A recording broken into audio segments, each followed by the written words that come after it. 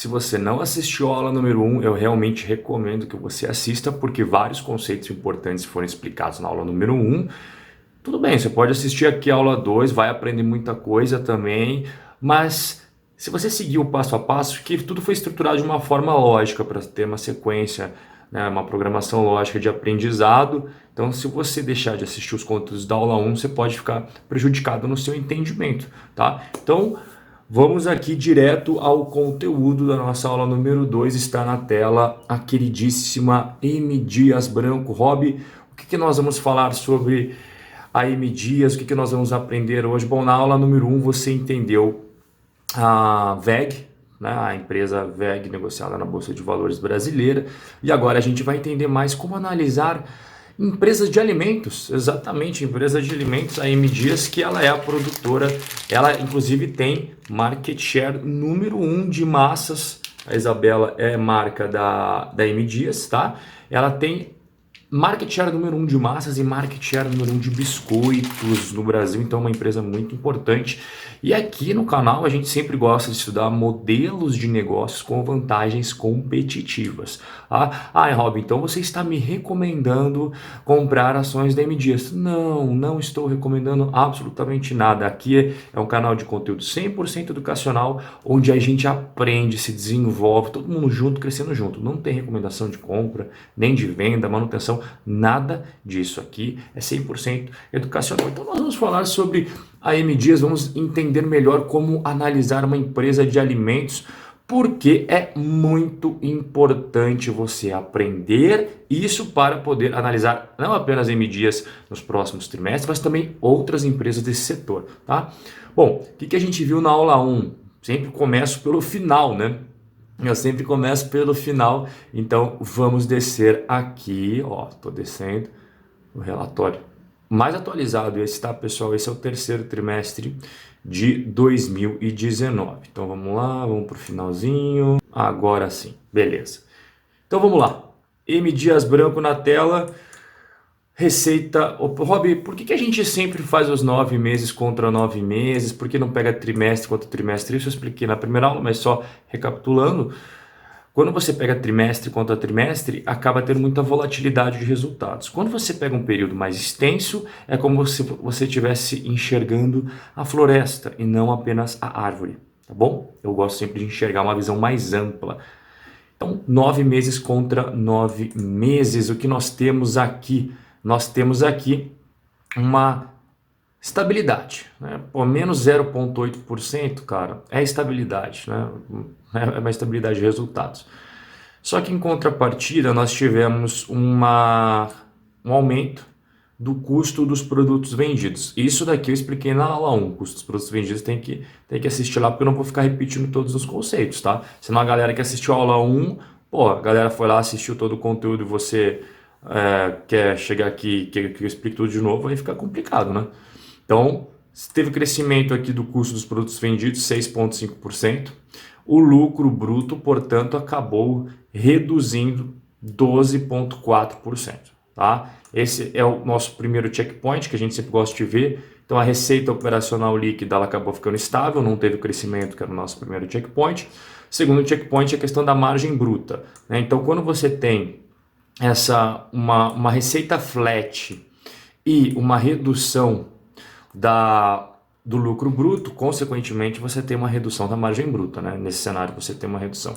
Então até o momento aqui o resultado vem um pouquinho menor, tá? Menos 12,4%, mas a gente vai entender o melhor o que aconteceu, não se preocupe. Próximo ponto, receitas ou despesas operacionais. Igual eu expliquei da WEG, a Amy Dias não é diferente, eles também têm despesas com vendas, afinal de contas os biscoitos e as massas não se vendem sozinhos, tem que ter um ser humano lá para estar vendendo, e as despesas administrativas e gerais, que são aquelas despesas inerentes a qualquer empresa, né? Todas as empresas têm despesas administrativas e gerais, pessoal que trabalha dentro, interno, administrativo, como o próprio nome diz. Então a gente teve um crescimento das despesas com vendas, de 14,6% e um crescimento nas despesas gerais e administrativas. Então, até agora, vamos lá, ó, vai prestando atenção aqui comigo. Nós tivemos um crescimento dos custos dos produtos vendidos, nós tivemos um crescimento das despesas com vendas, nós tivemos um crescimento das despesas administrativas e gerais, no entanto, a receita operacional líquida ficou estável, tá? Perfeito. A gente chega no nosso primeiro checkpoint, resultado antes das receitas e despesas financeiras, líquidas e impostos. Esse daqui é o resultado operacional, que eu gosto de utilizar bastante, tá? Esse daqui não é o EBITDA, por quê? Porque o EBITDA ele exclui a depreciação e amortização. E neste caso já está incluso, o que para mim é perfeito, que é bem mais realista que o EBITDA. Isso eu também expliquei na aula 1, tá?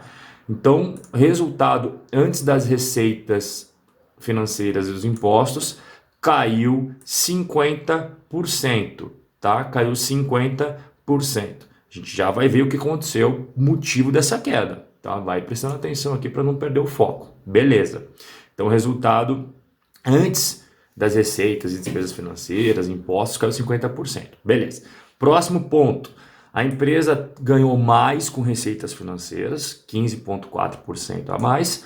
No entanto, as despesas financeiras cresceram 78,4%. Então, até agora, quando a gente pega o resultado operacional só da venda aí de massas e biscoitos, né, que é efetivamente o que a M. Dias faz, caiu 50%. Quando a gente vai para a parte financeira, quanto que ela ganhou com juros, quanto que ela ganhou com as aplicações financeiras e quanto que ela gastou com juros, também o cenário acabou aqui não sendo tão bacana, porque apenas subiu 15% as receitas, mas as despesas financeiras cresceram 78%.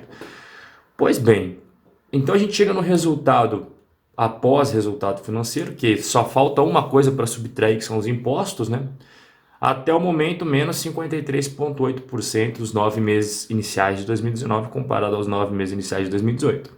E aí a gente vai para a mordida do leão, e isso acaba culminando com um lucro líquido do período de menos 50%. Então, nos 9 meses iniciais de 2018, a M. Dias teve um lucro de 583 milhões. Nos 9 meses iniciais de 2019, ela teve um lucro de 292 milhões. Bom, pode assustar agora. Você pode estar pensando, caramba, o que aconteceu com a M. Dias? O que aconteceu com essa produtora aí de massas e biscoitos que é tão tradicional na bolsa, tal? É o que nós vamos ver juntos agora. E agora a gente vai se aprofundar no modelo de negócio da M. Dias, que inclusive é o foco do vídeo de hoje, tá bom? Então vamos juntos estudar. Vamos subir agora o relatório aqui. Estou subindo lá para a página inicial. Vamos entender o que está acontecendo com a nossa queridíssima M. Dias Branco. Descendo aqui, página 2. Estou fazendo tudo ao vivo e a cores, hein, galera? Sem corte, sem edição. Exatamente como se a gente estivesse estudando juntos. Pois bem, vamos lá. O que a gente tem aqui, tá? Os números. Esses números são bem interessantes de você analisar. Então, vamos lá. Volume de vendas de biscoitos, tá? O volume de vendas de biscoitos, ele caiu 10%. Eu vou só falar de 9 meses contra 9 meses, tá bom? Fechado? Não vou pegar trimestral. Bases maiores comparativas. Então, o volume de vendas de biscoitos, ele acabou caindo 10,7%. Beleza? O volume de vendas de massas acabou caindo 7,8%. Então, a gente já de cara já começa a perceber que houve uma queda no volume de vendas de biscoitos e também uma queda no volume de vendas de massas, tá bom? Esse primeiro ponto anota aí porque ele é importante, hein? Queda em ambos, biscoitos e massas, ok. Próximo ponto, a gente tem aqui o market share de biscoitos, ele pulou de 33,5 para 34,7, ou seja, teve um ganho de market share nos biscoitos, e as massas teve um ganho de market share também, de 34,7 do mercado, a M. Dias hoje tem 36,9. Então vamos lá, galera. Volume de vendas caiu em ambos? Caiu, mas houve um aumento de market share em ambos, tá? Isso é importante ressaltar. Beleza, a gente já viu que o lucro líquido caiu 50%, a gente acabou de ver isso junto. O EBITDA eu não gosto de utilizar, a gente gosta de utilizar o resultado operacional. A caixa, isso daqui é sempre importante. Eu vou deixar isso para a gente comentar mais na hora do balanço patrimonial, mas é importante já ressaltar, já que está aqui na tela. Então, olha só, galera. Primeiro ponto, volumes vendidos totais. Aqui junta as massas e biscoitos sem Piraquê. Rob, como assim sem Piraquê? O que é isso? Piraquê é que a M. Dias ela adquiriu a Piraquê. Tá? É uma empresa muito grande, tinha um market share muito grande no Rio de Janeiro. E se você contemplar os volumes vendidos totais com o Piraquê, distorce o gráfico, porque daí você não tem bases comparativas iguais. Então é por isso que eles retiraram a Piraquê. Então aqui na tela dá para ver os volumes totais vendidos da companhia. Tá? Esse gráfico é bem legal, vai de janeiro de 2017 até setembro de 2019. O estoque é uma métrica importante porque quando você tem um número muito alto de dias de estoque no varejo, às vezes não é bom, porque mostra que os negócios estão empacados. Um número altíssimo de estoque não é legal. Tá? É sempre bom você ter um número saudável de estoque. Quando você tem um número elevado de estoque, significa que as pessoas não estão comprando. Tem muito estoque, não está saindo as coisas. Beleza? Isso é bom saber, tá? Então vamos ver aqui como é que é o... Então agora vamos dar uma olhada aqui no market share da empresa. Estou aqui dando uma analisada no lado esquerdo, o market share de biscoitos. Olha só, esse é o super atualizado, tá? M. Dias tem 34%, enquanto que o concorrente mais próximo tem 8,4%. Aqui já tem a primeira vantagem competitiva. M. Dias é líder de mercado. Segundo, market share de massas. Mesma coisa, né? M. Dias tem 36 pontos. Ó, aqui a massas, ó. Ó, estamos falando isso daqui, galera. Sempre legal quando você estudar as empresas, você entender exatamente que as empresas produzem, né, coisas reais, coisas tangíveis aqui para você saber que não é criado nada. E aí você começa a visualizar melhor os negócios, que é o mais importante de tudo. Market share de massas, 36,9%. A empresa mais próxima tem 13,0%. Então, vantagem competitiva aqui, líder de mercado em ambos, tá?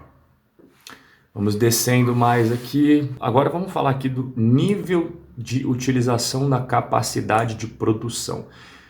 Pois bem, Rob, por que isso é importante? Bom, a capacidade de produção, ela... Aqui, ó, vamos lá.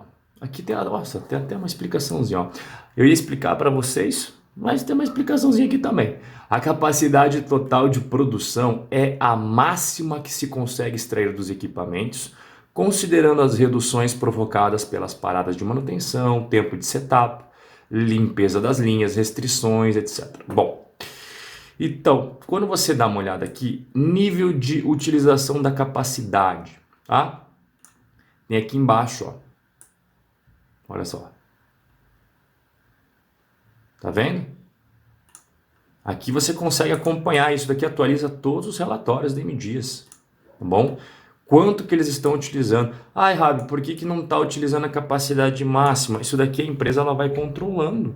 Por quê? O que adianta você colocar a capacidade máxima de produção e tal, sendo que não está tendo tanta demanda assim? Eu não estou falando que as pessoas não estão comprando os produtos da M. Dias, mas ela vai fazendo um controle.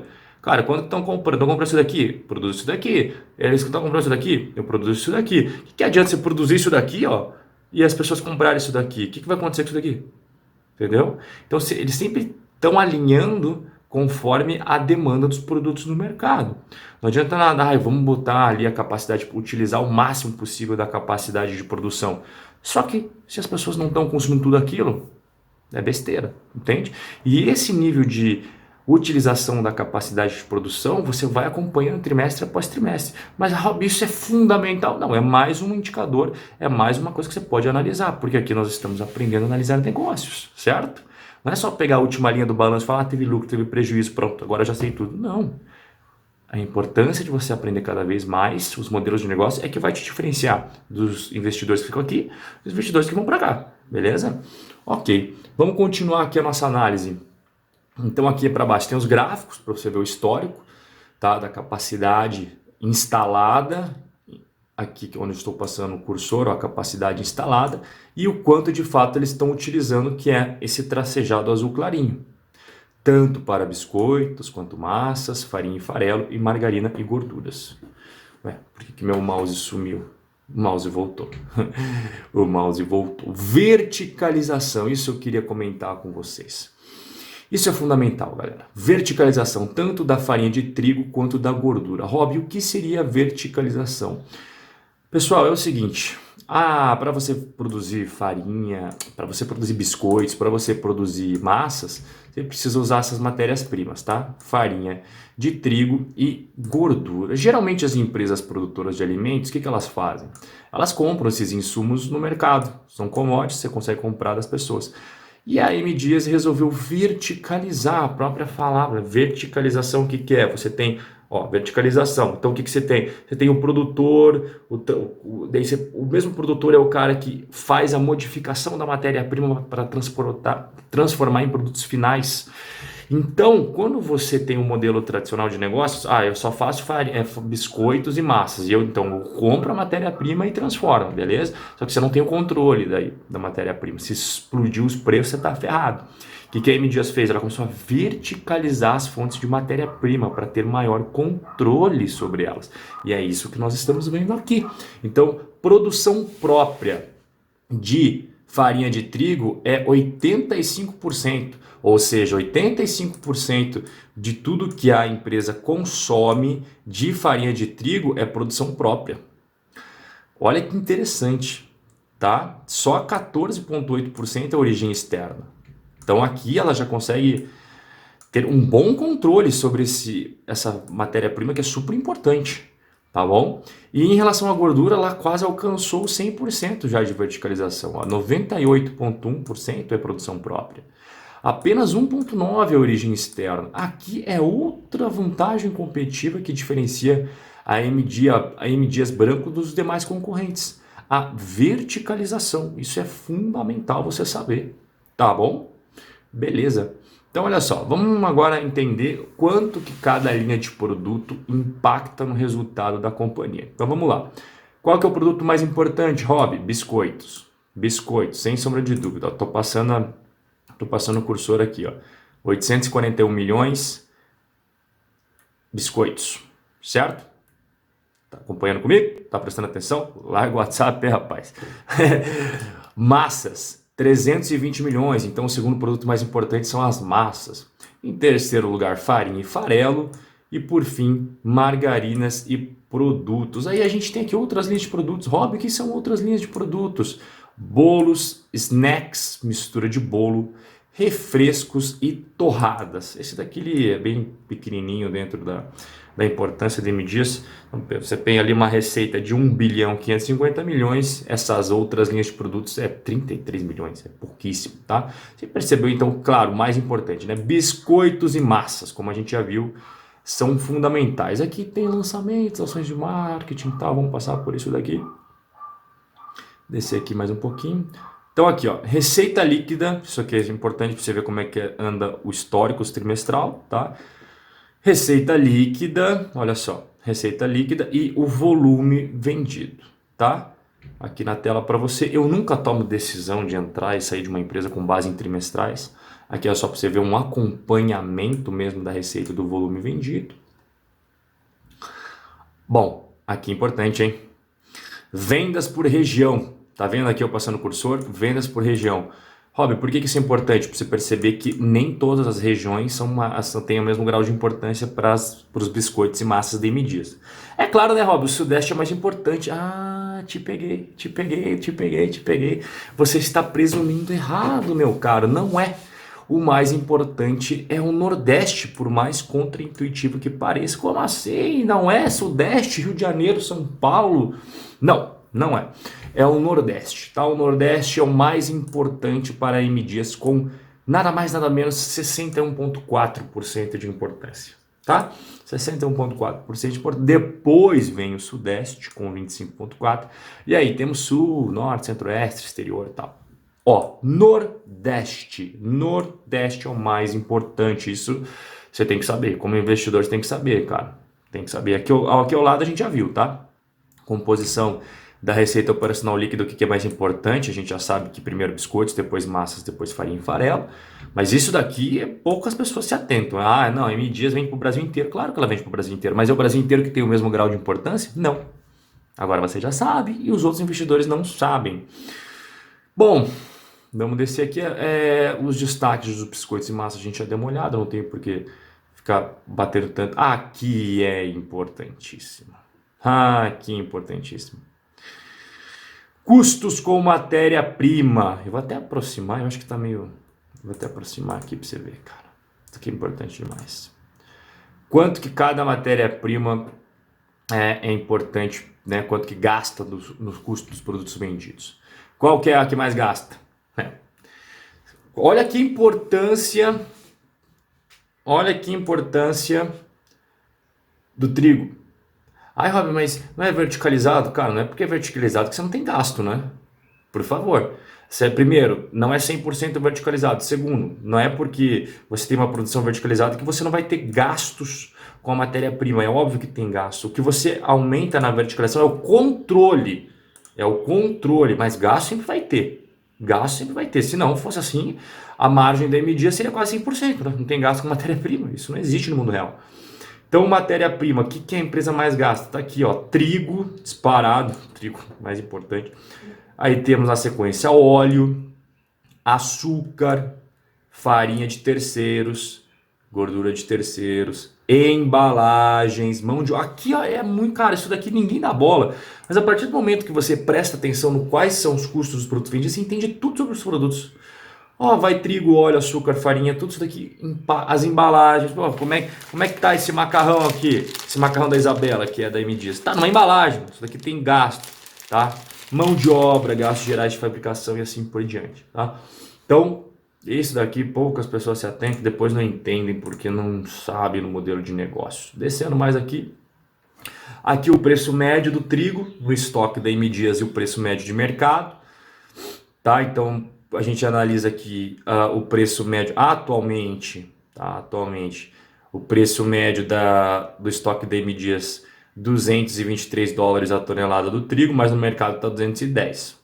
Ah, que droga! Mas olha aqui, ó. Teve uma época que no mercado estava 259 e o estoque 193. Então, assim, é uma coisa que nem sempre você ganha, mas também quando você previne de quando o negócio estoura no mercado, o preço, você também fica resguardado, tá? Não dá para ganhar sempre, né, galera? Olha aqui o óleo de soja, olha que importante, olha o óleo de soja no mercado, olha como ele subiu, olha como ele subiu. E olha aqui o preço médio no estoque da M Dias, tá vendo? Olha a estabilidade que dá, olha a tranquilidade, olha a previsibilidade, você tá vendo só? Agora olha o mercado, olha que coisa louca, velho. Você estava de repente custando 3 mil, de repente foi 3.500, impacta muito no preço. Óleo de palma, tá? A gente já viu, tudo isso daqui vai na produção da M Dias, tá?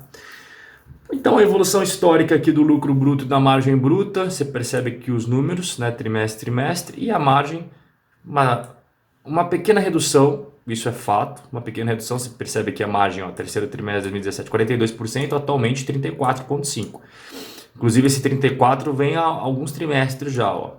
Perceba, aqui desde o quarto trimestre de 2018 vem nessa mesma faixa de margem bruta, tá bom? As despesas operacionais a gente já viu junto, né? Você tem lá despesas com vendas, despesas administrativas e gerais, mas sem sombra de dúvida o que mais impacta aqui são as despesas com vendas, tá bom? Despesas com vendas é o que mais impacta aqui nessa linha de despesas operacionais.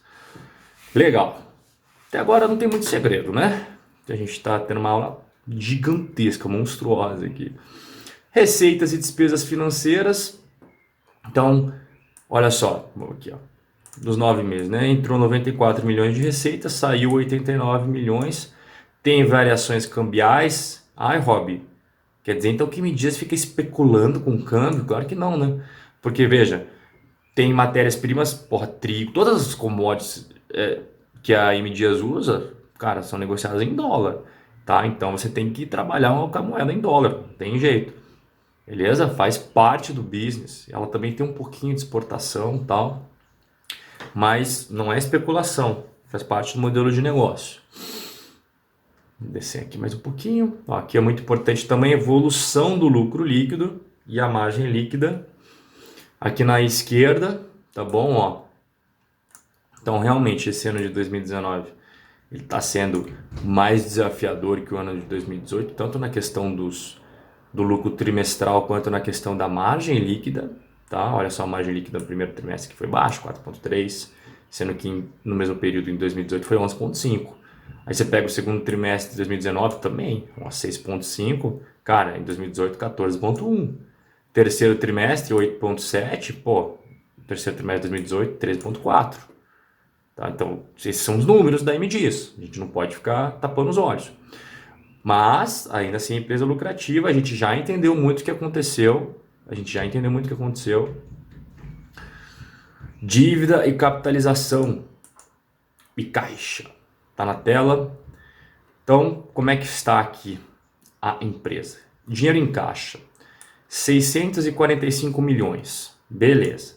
Aí você soma aplicações financeiras de curto prazo, longo prazo, e aí tem o endividamento. O endividamento é 1 bilhão 160 milhões. Tá bom? De curto prazo, 655. De longo prazo, 504. Então, quando você pega 645 menos 1 bilhão 160, fica faltando 470 milhões, certo? Essa é a dívida líquida da companhia. Então, 470 milhões é a dívida líquida da companhia. Ah, isso é muito pouco. A gente vai ver aqui do lado. Quando você pega pelo EBITDA, que é aquele indicador que eu sempre explico no curso e nos vídeos aqui do YouTube, né? A dívida líquida pelo EBITDA, quanto tempo de EBITDA eu precisaria para pagar toda a dívida líquida? No caso da M Dias, menos de um ano seria suficiente para pagar toda a dívida líquida, tá bom? Então, cara, menos de um ano de EBITDA seria suficiente para pagar toda essa dívida líquida da companhia. É um indicador muito tranquilo mesmo. Prosseguindo, aqui, isso daqui é o que separa os investidores. Nutella dos investidores raiz, analisar, a dívida é ruim. Não, já expliquei na aula que a dívida para pessoa jurídica nem sempre é ruim. Se for bem gerenciada, ok. Mas os caras nem param para ver qual que é o custo da dívida, qual que é o tamanho dela comparado, porque tem vários tipos de dívida aqui, dá uma olhada. Tem do BNDES, tem inúmeras coisas diferentes aqui, cara. Tem ali para financiamento de importação de insumos, que indexador nem é em reais, é em dólar. Capital de giro, enfim, você tá vendo? Ó, tem que estudar um pouquinho mais se quiser se diferenciar do resto dos investidores. É por isso que a gente está tendo essas aulas aqui, porque você está assistindo esse vídeo até agora. Que eles explicam mais sobre a dívida. Aqui é muito legal, galera. Presta atenção, dá uma olhada. Então, em dezembro de 2018, caixa equivalente de caixa. A empresa tinha 451 milhões, certo? Beleza. Então, entrou mais isso daqui das atividades operacionais. Então, estava aqui, ó, subiu para cá. Beleza. Mas agora a gente começa a tirar o dinheiro de caixa. Então, entrou até aqui, foi até aqui, né? Beleza. Então, ó, pagamento de imobilizado e licenças de software. Caiu um pouquinho. Fluxo líquido de financiamentos e capital de terceiro. Caiu um pouquinho. Distribuição de lucros, juros sobre capital próprio. Caiu um pouquinho. Pagamento de participações societárias, aplicações de investimentos. Terminou com isso daqui. Ó, isso daqui é tudo que aconteceu, as movimentações do fluxo de caixa da empresa. Facilmente visível para você. Então, quando a gente pega lá dezembro de 2018, começamos o game com 451 milhões. Aí teve tudo isso daqui. Terminamos aqui em setembro de 2019 com 645 milhões. Isso daqui ninguém olha. Isso nenhum, quer dizer, nenhum não, né? Você agora olha, mas a maior parte do mercado tá nem aí, nem presta atenção no fluxo de caixa. Aqui não interessa muito para o investidor de valor, ficar acompanhando cotação não faz muito sentido, ainda mais uma base de comparativa de um ano e pouquinho, não é nada. Destaque socioambiental, se alguém tiver interesse depois analisa, não vou ficar falando aqui. A gente já estudou esses resultados, agora nós vamos dar uma olhada aqui no balanço patrimonial. A gente já passou o olho também lá em cima, né, galera? A gente já viu que a empresa tem uma dívida controlada.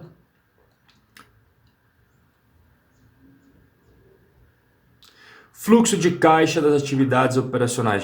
Vamos analisar um pouquinho com mais calma, que isso aqui é muito importante. Então, fluxo de caixa das atividades operacionais. Olha só, estou passando o cursor aqui, ó. 2018 com 2019. 2018, 740 milhões. 2019, 700 milhões. Uma redução pequena de 5,5%, tá? Daí a gente pega o CAPEX, né? Quanto que a empresa gastou em CAPEX num ano para o outro. Foi meio que parecido. Ó, estou passando o cursor. 213 para 214, quase a mesma coisa. O que impactou o fluxo de caixa de investimentos em 2018 foi aqui, ó. Você tá vendo? Aquisição de participação societária. Saiu 1 bilhão e 300 milhões de caixa. Caraca, Rob! O que foi isso? A Piraquê, tá? A empresa gastou isso daqui, ó. Foi computado em 2018. É por isso que o fluxo de caixa de investimentos em 2018 teve esse menos 1.432, a Piraquê, tá? Bom, de qualquer forma, você percebe que o fluxo de caixa da empresa continua pujante e ela continua gastando aqui o que ela sempre gastou com CAPEX, né? E tirando esse não recorrente da Piraquê, meio que está meio igual 2018 com 2019. Vamos descer mais aqui. Fluxo de caixa das atividades de financiamentos, né? Juros sobre capital próprio, a empresa meio que pagando quase a mesma coisa de um ano para o outro. Financiamentos tomados, você veja que aqui em 2018 ela tomou 750 milhões, aqui foi menos, 400 milhões. Ela tomou bastante financiamento por causa da Piraquê, para comprar, né? Era uma grana feroz. Pagamentos de financiamentos, isso é o que mais, ó, dá uma olhada, presta atenção. Vou repetir, pagamentos de financiamentos. Então, em 2018, ela pagou 80 milhões, em 2019, até o momento, 500 milhões. Isso aqui é o que mais mudou até... Então, o que a gente viu que mais mudou até agora no fluxo de caixa, de um ano para o outro? Aquisição da Piraquê e maior pagamento dos financiamentos. É óbvio, você tem que pagar as dívidas que você contraiu. Mas, de modo geral, se você pega a essência do fluxo de caixa da M. Dias, permanece a mesma até o momento. Tá? Até o momento. Tirando tudo isso que eu acabei de mencionar para você, que foi o quê? Obtenção de empréstimos, compra da Piraquê, sai uma grande grana do caixa para comprar a Piraquê, aumenta o pagamento com financiamentos, porque você contraiu dívida, você comprou uma nova empresa. Ó, tudo começa a fazer sentido quando você de fato estuda mais a companhia. Agora, quando você olha só, ó só, que resultado péssimo, não, você tem que ver o porquê. Tem que ver o porquê. E agora você já viu, junto comigo, os motivos disso. Você já entendeu melhor, tá? Você já entendeu melhor por que aconteceu tudo isso. E o mais importante do vídeo de hoje foi o quê? Você vê as vantagens competitivas do modelo de negócio, que isso não sai nas notícias. Isso não sai quando você entra na internet, quando você está num grupo de WhatsApp, quando você recebe, sabe, comentário, relatório, essas coisas de gurus. Eles não falam sobre isso. Eles ficam falando de número. Só que se você não estuda a fundo o modelo de negócio, você nunca vai entender o que está acontecendo de fato. E essa foi a ideia do vídeo de hoje. Você entender mais sobre o modelo de negócios da M. Dias, que é a empresa que tem o market share número 1 de biscoitos e massas. É claro, os resultados caíram de um ano para o outro, nesses 9 meses iniciais. Sim, você viu que caiu. Mas você entendeu muito mais sobre o modelo de negócios da companhia. E agora você está muito mais preparado para estudar modelos de negócios por conta própria. Que é o objetivo aqui, você sair sabendo tudo sobre analisar balanços das empresas, tá bom? Espero que você tenha gostado. Se você curtiu a aula, deixa nos comentários. Se tem dúvida também, deixa nos comentários para que a gente continue aqui, beleza? Forte abraço e até o nosso próximo encontro.